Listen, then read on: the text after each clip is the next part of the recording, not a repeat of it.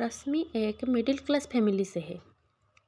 रश्मि घर में सबसे बड़ी है और वो 3 भाई बहन है। भाई सबसे छोटा है। रश्मि पढ़ने में अच्छी थी। घर वाले इतने सक्षम ना होने के बावजूद भी रश्मि ने कोचिंग लेकर अपनी एमएससी की पढ़ाई जारी रखी है।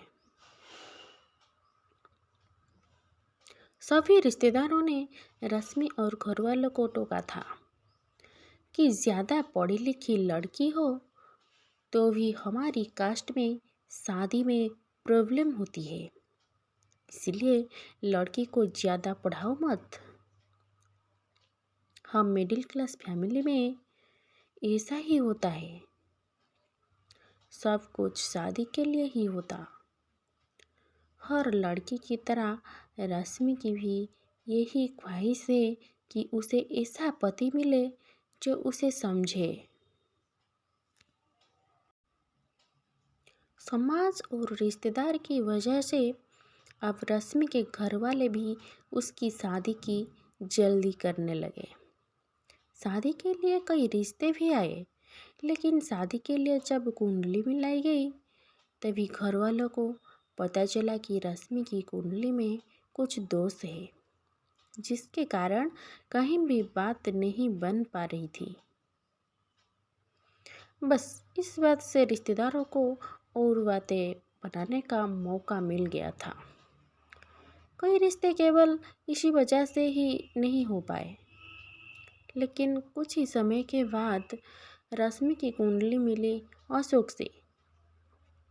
अशोक ज़्यादा पढ़ा लिखा नहीं था।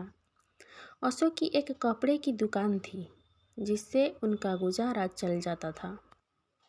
जिस तरह का लड़का रश्मि अपने लिए चाहती थी, अशोक वैसा तो नहीं था।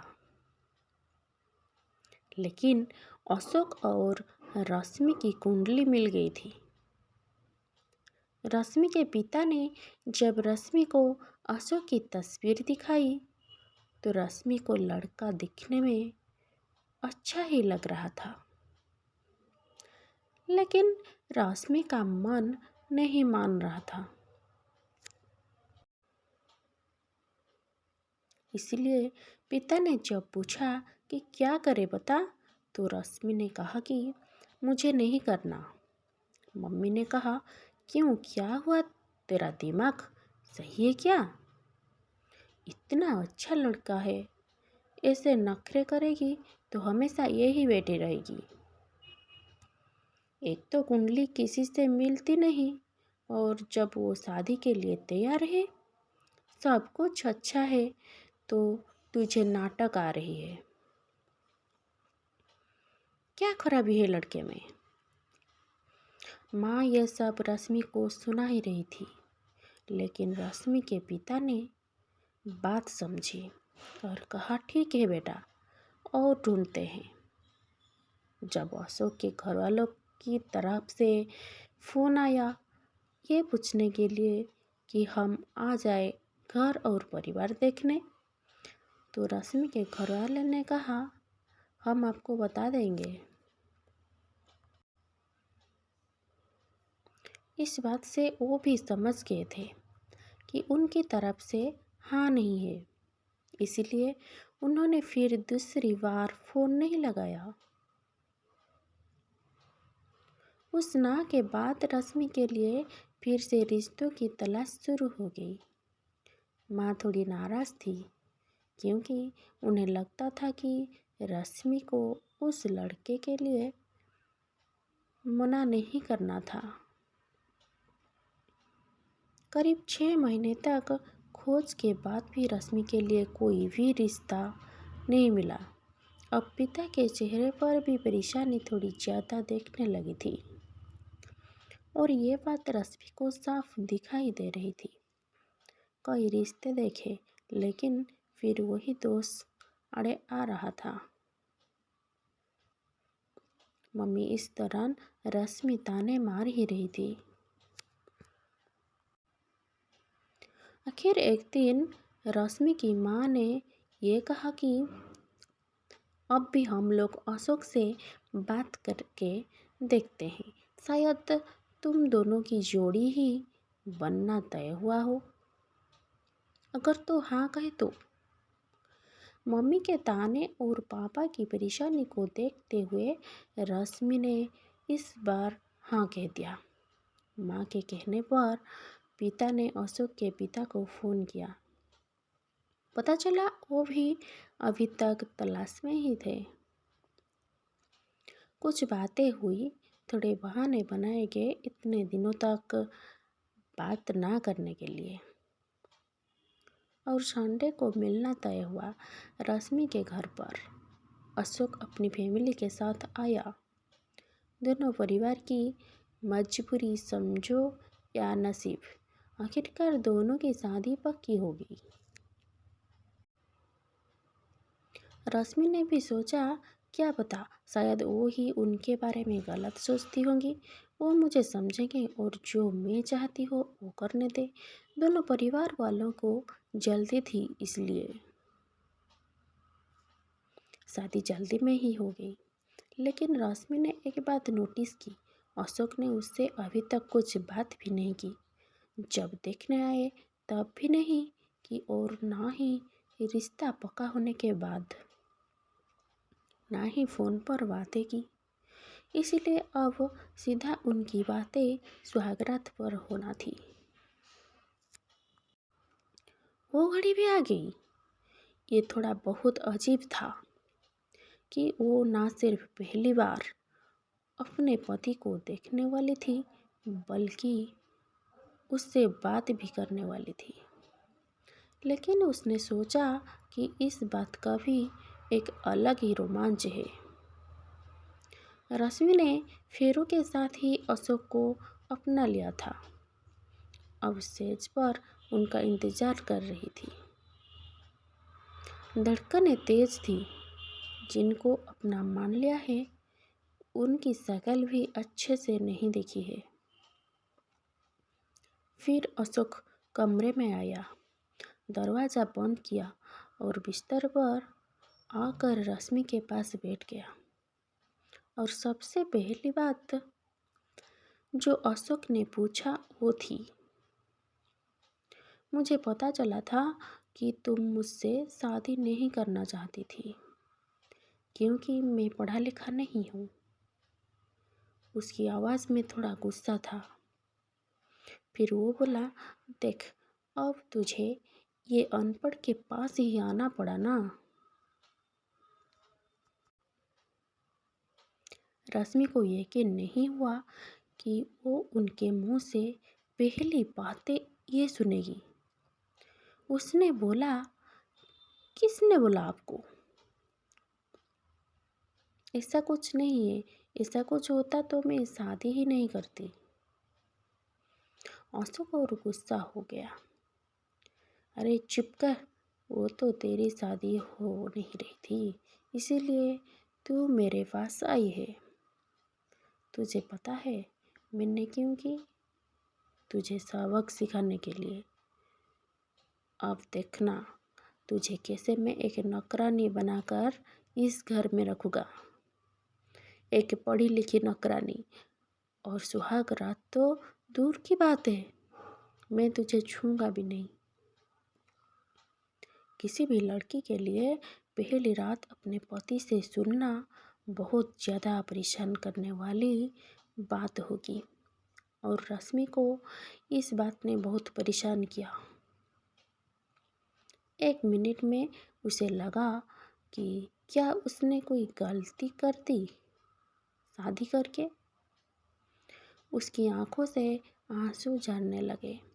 सारी रात उसने बिना सोए निकाल दी। अगले दिन वो घर के काम में लग गई। सास ससुर का स्वभाव अच्छा ही था।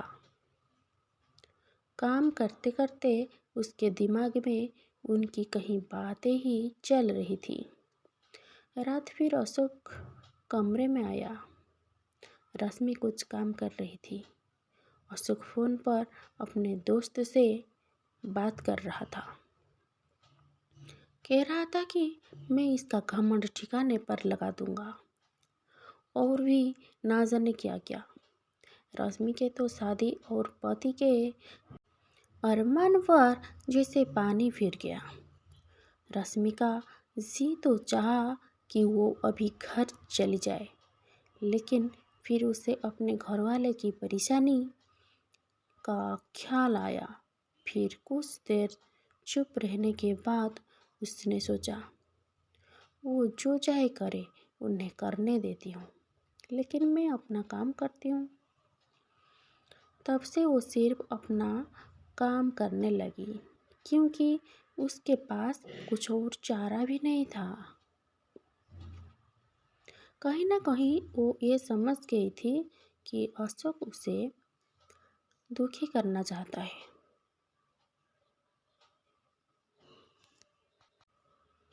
अगर वो उसका उल्टा करेगी तो ऐसा दिखाएगी कि उनकी इन बातों से उसे कुछ फर्क नहीं पड़ रहा, तो शायद अशोक का ये खेल बंद हो जाए। आखिर पढ़ा लिखा होने से कुछ तो फर्क पड़ता है।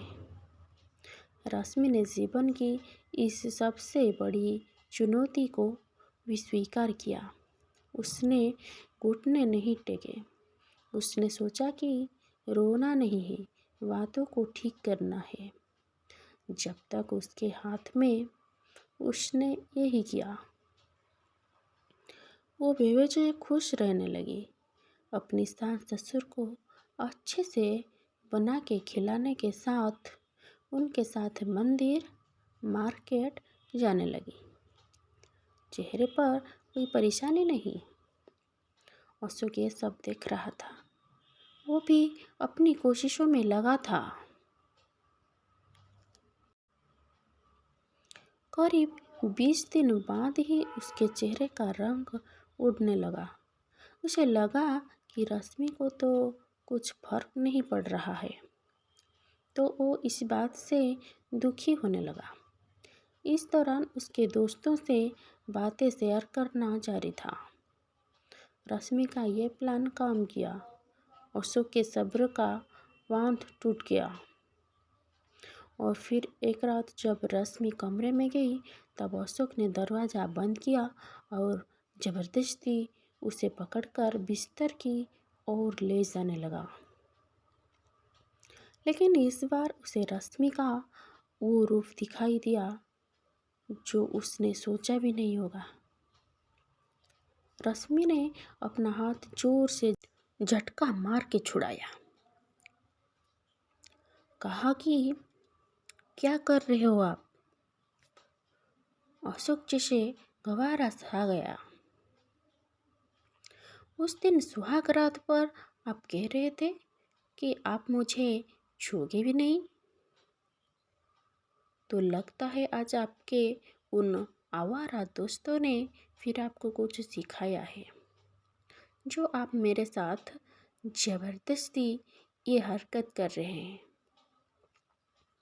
अशोक बोला, मैं तुम्हारा पति हूँ।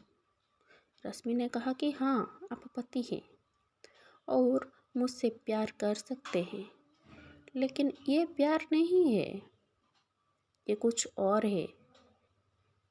मैं तो आपके लिए ही आई थी, सब कुछ छोड़कर आपके घर, आपके साथ रहने, लेकिन आपने आते ही मुझे नौकरानी बना दिया। सबक सिखाने की बात करने लगे। अब आप मुझे तब तक नहीं छू सकते जब तक मैं नहीं चाहती, और जब तक मुझे नहीं लगता कि आप मुझसे सच में प्यार करते हैं। उसी पल से रश्मि ने अशोक की आंखों में बदलाव देख लिया था।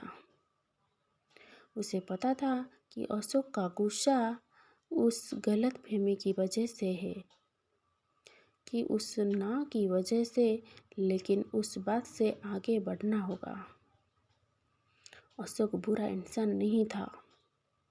उस रात के बाद वो रश्मि से नजरें भी नहीं मिला पा रहा था, चुपचाप रहने लगा था। समय बीतता गया। शादी को 5 महीने हो गए थे। रश्मि अब अशोक को फर्क रही थी और इस दौरान उसे समझ आ गया था कि अशोक कैसा है। एक ही घर में रहकर अपने ही पति के साथ ऐसा रहना अब उससे भी चुभने लगा। एक रात उसने कह दिया, छोड़ो सब पुरानी बातें, चलो ना एक नई शुरुआत करते हैं। मुझसे जो गलती हुई आप माफ़ कर दो। अशोक चुप रहा, कुछ नहीं बोला। आखिर रश्मि ने इतने दिनों तक उसे दूर रखा। रश्मि ने फिर एक बोला, इस बार थोड़ा ज़्यादा प्यार से, अरे छोड़ो, इधर एक बार देख तो लो, जो हुआ सो हुआ। इस बार अशोक पिघला मुड़ा और रश्मि की आंखों में देखकर जैसे उसका गुस्सा पता नहीं कहाँ गया। बोला, तुम मुझे माफ़ कर पाओगे? रश्मि ने बोला, हाँ मैंने कर दिया। एक दूसरे से बात करने की ही देर थी। उस रात से उनकी नई शुरुआत ही हुई। दोनों को लगने लगा कि वो एक दूसरे के लिए बने हैं। हमारे वीडियो अच्छा लगा तो please like share and subscribe my channel with bell. Thanks for watching.